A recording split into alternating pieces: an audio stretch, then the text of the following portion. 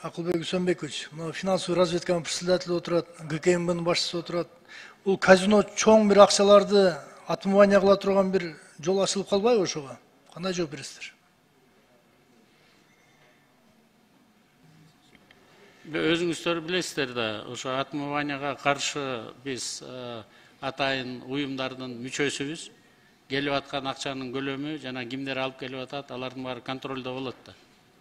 Отмывания менен иштеп аткандар, террористтер, алар биздин өлкөгө кире албайт. Эми негизинен жанагы акчаны наличка бир жерден алып туруп, ошо казино ээлери менен сүйлөшүп, бир миллиондогон долларларды казинодон утту кылып, например, жана ошол жерден өзүнүн кичинекей налогун төлөп коюп, тыйындарды алып чыгып кетишпейби деген суроо. Эми эгерде ошондой боло турган болсо, Минскиде, Москвада, Алматада, бөлөк өлкөлөрдө аларга уруксаат бербейт эле да. Малайзияда, Макаодо, анда террористтердин баары ошол жактан акчаларын алып кете бербейби? Кыргызстанга келбейли. Биз ошолордун технологияларын баарын колдонобуз да. Биз дагы бир жолу айтайлы, бул жерге отмывание үчүн келе турган кишилерге эмес. Булар туристтер келип, өзлөрүнүн акчалары менен ойной турган, биздин оюбуз боюнча добросовестный гражданиндер келип, өзлөрүнүн заработан акчасын ойной бергенге шарт түзүп атабыз.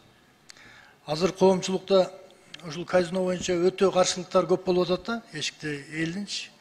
Мен дагы Кыргызстандын депутаты катары жогорку кеңештин кыргызстандыктарды ушул казиного киришине жана ойношуна толук мен каршымын.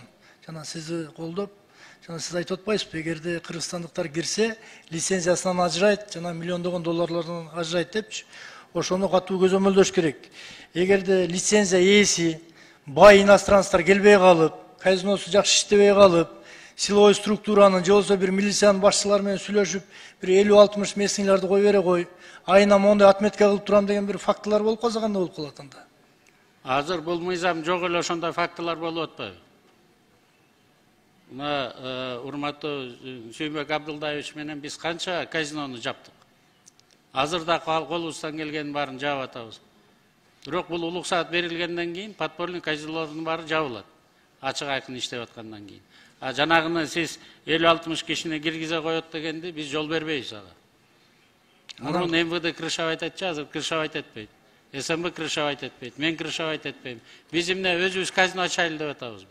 Биз өзүбүз казино ачпайбыз, ошону келген инвесторлор келип ачып, иностранец, Кыргыздын жараны эмес, чет мамлекеттен келген жаран келип өзү ойноп кете турганга шарт түзүп атабыз да биз.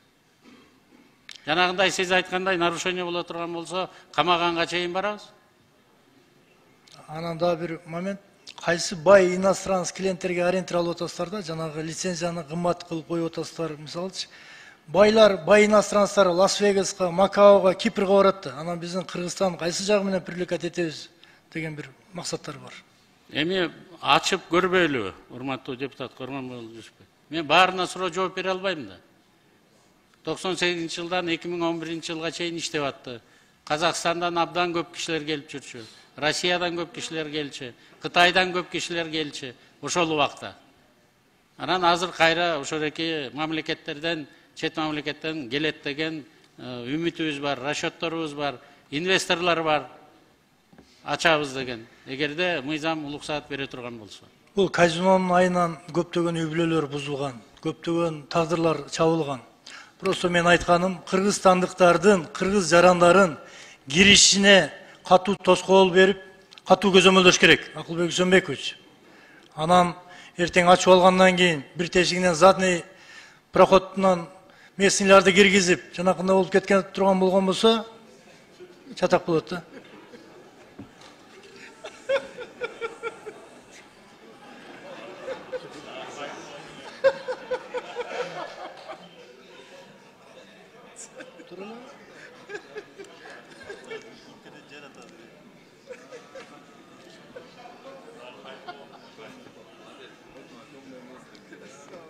Рахмат, кийинки сөз Малиев Арсланбек Касымакуловичке берилет.